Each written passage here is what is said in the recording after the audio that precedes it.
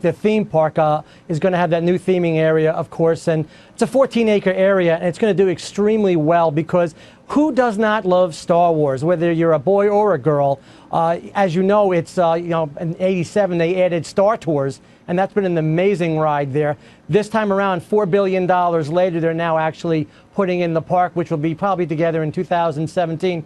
And like the Wizarding World of Harry Potter over at Universal Studios Islands of Adventure, this is going to be a major draw for Disney. Even though a quarter of everybody that goes to an amusement park in the United States goes to Disney, this will be a definite major draw for Walt Disney World as well as Disneyland. Well, let me back it up a bit then, because I'm sure some people disagree with what I just said. But has Disney, from a theme park perspective, had a bit of a boys' problem?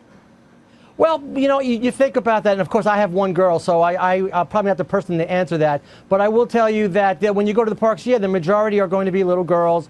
All the princesses, every girl wants to be a princess, every little girl wants to do something like that. But there have been rides that added over the years that have really been great for boys and people my age as well. Different rides and attractions. The thing about Disney is they theme it so that it's family oriented, so that everyone in the family has something to do. Yeah, my daughter, we took a couple years ago, said that Thunder Mountain was no Hulk at Universal. She preferred that. Hey, quickly, Peter, we're kind of serendipitous we got you on right now, because I don't know if you saw this, at SeaWorld in Orlando, Florida, and we're going to show live video, the Sky Tower, which is that huge, 40-some-year-old tower, the double-decker observation deck, it goes up and down, tallest thing in Florida from what I understand, is stuck again. Now, the San Diego one got stuck last year for a couple of hours. We're looking at live video of rescue efforts. Not that high up. That's how they're swinging around. When you see something like this, does it last in the imprint? Peter, do you think that people say, I ain't going to go to SeaWorld now? I mean, they had a bigger problem with the Blackfish documentary. Well, basically, it's not that big as the Blackfish documentary, obviously.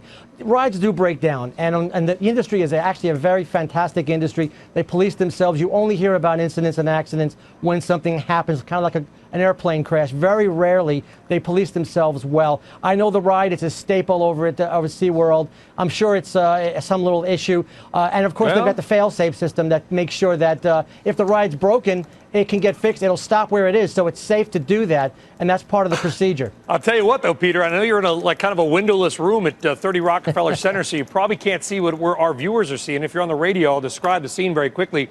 This Sky Tower is over a lake, and it looks like they're raising up a rescue cage, sort of a single metal, kind of an Iron Maiden looking thing, unfortunately, a metal rescue cage. I don't know if they're going to put the people into this cage and lower them down.